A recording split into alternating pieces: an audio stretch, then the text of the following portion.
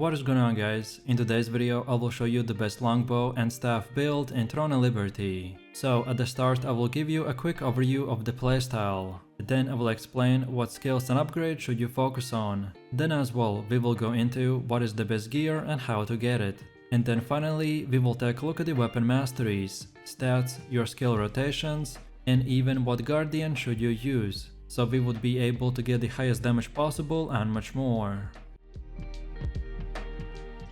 So for the choice of weapons, we are going with the longbow and the staff.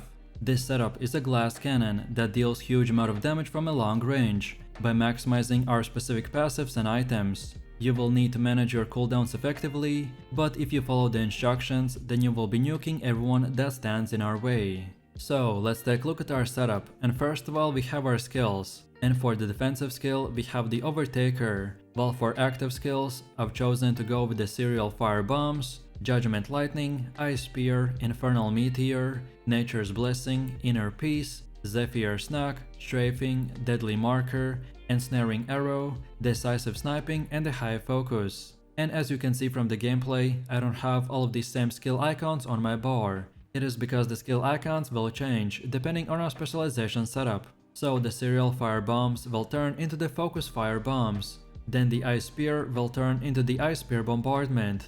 An Infernal Meteor will turn into the Hellfire Rain. And then for passive skills, we get the Rapid Fire Stance, Steady Aim, Sniper's Sense, Aestheticism, Mana Amp, Flame Condensation, Forbidden Sanctuary, and the Rock Seas overhead. Next we have skill specialization, and for the Serial Fire Bombs, we get the Focused Fire Bombs, Mobility and Projectile Speed increase. Then for Ice Spear, select the Ice Spear Bombardment and the damage increase. Then for Nature's Blessing, get the Whirlpool attribute. Then for Zephyr Snack, get the damage increase and cooldown. Then for Deadly Marker, get the Bullseye. Then for Decisive Sniping, get everything besides the Divisive Bombardment. Then for Judgment Lightning, don't select anything. Then for Infernal Meteor, get the Hellfire Rain and cooldown. Then for Inner Peace, again don't select anything. Then for Strafing, get the Gale and consecutive use. Then for Ensnaring Arrow, get a hit chance. And finally for the High Focus, get the base damage boost. Next we have the Weapon Mastery, and this is how it should look like for the longbow. So get the middle first and then the entire bottom row. And then again, this is how it should look like for the staff. So pretty much the same thing, just get a middle and then the bottom row.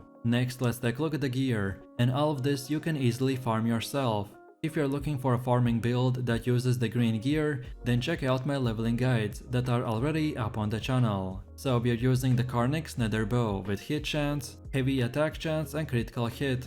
Also, all of this gear should be at level 9, and you can get this items crafting recipe from Paola's Dimension Chest or from the Dead Abyss dungeon. Next we have Tobluk Shattering Quarterstaff with heavy attack chance, critical hit chance and hit chance. You can get it from the Paola's Dimension Chest or from the Tyrant's Isle dungeon.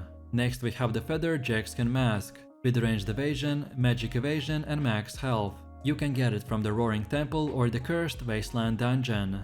Next we have the Supreme Devotion Cloak with mana regen, skill damage resistance and debuff duration. You can get it from the Cave of Destruction. Next we have the Swirling Essence Robe with the buff duration, mana regen and melee evasion. You can get it from bunch of chests like the Tax Delivery or the Kertaki's Armor chest, or by defeating the Queen Belander. Next we have the Gloom Guard Gauntlets with added attack speed, mana regen and melee evasion. You can get it from the Dead Abyss or the Cave of Desperation. Next we have the Ruthless Enforcer Leggings with mana regen, melee evasion and ranged evasion. You can get it from the Tyrant's Isle dungeon. Next we have the Soul Mirror's Boots with movement speed, ranged evasion and magic evasion. You can get it from the Cursed Wasteland dungeon. Next we have the Ecliptic Pendant with skill damage boost, buff duration and mana regen. You can get it from the Butcher's Canyon. Next up we have the Ancient Sorrow Doma Bracers with skill damage resistance, mana regen and debuff duration. You can get it from the Tyrant's Isle and bunch of armor chests. Next we have the Violent Signet with buff duration, skill damage boost and max health. You can get it from the Cursed Wasteland. Next we have the Sapphire Dimensional Band with buff duration, skill damage boost and max health. You can only get it from the Purple Armor chest. And finally we have the Belt of the Midnight Hunt with skill damage resistance, mana regen, and debuff duration.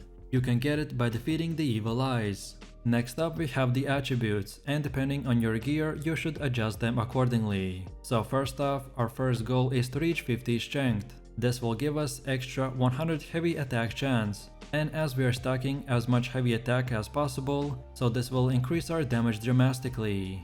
Then next, for our second goal, we want to reach 40 perception, for that extra 5% buff duration, which is very important for extending our high focus skill. And then finally, our third goal is to spend our leftover points into dexterity. For this build, we aim to get 40 dexterity, but in the near future, when the new content comes out, we will build it even up to 60. Next we have our guardian choice, and these creatures are special transformations that add offensive or defensive buffs to your character for 30 seconds. And for this build there are two best choices. So first is the Shade Remnant Steno, because he shoots projectiles against all enemies around you. These projectiles that hit enemies will proc a bunch of different effects from our skills. But unfortunately, this means that you will need to get up close to the boss, as the projectiles have a max range. Or then for the second choice, we have the Lady Knight Camarcia. She's a great guardian if you constantly find yourself running out of mana, especially at the times when the boss is about to die. So usually at that time we would just activate her, and this way we won't have to use our mana sustain combo, which I will explain in just a second.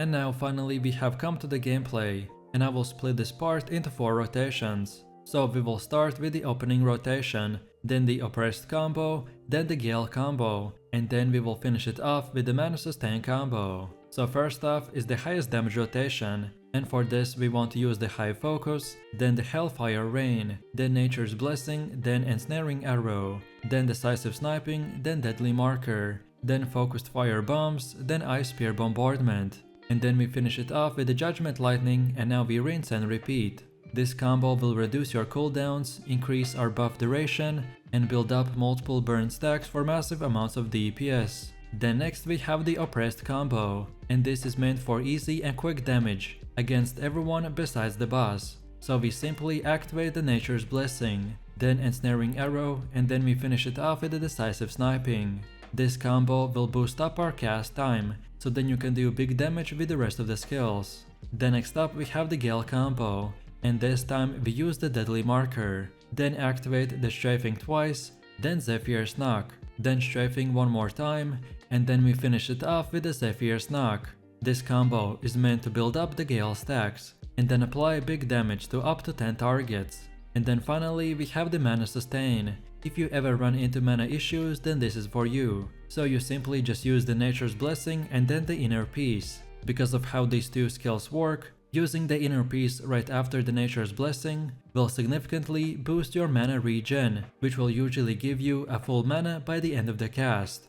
And now finally, for my few last tips, I recommend for you to try not to move around too much, so that a rapid fire stance and the aestheticism will give us the highest damage possible. Then as well, in the main rotation, make sure that you use the focus fire bombs and the hellfire rain as much as possible, so we would keep building our burn stacks. And lastly, feel free to use your gale combo when nothing else is up, and that's about it. So if you enjoyed this video, click like, subscribe and comment. And if you are interested in more content, then check out my channel, and I will see you in the next one. So take it easy, peace.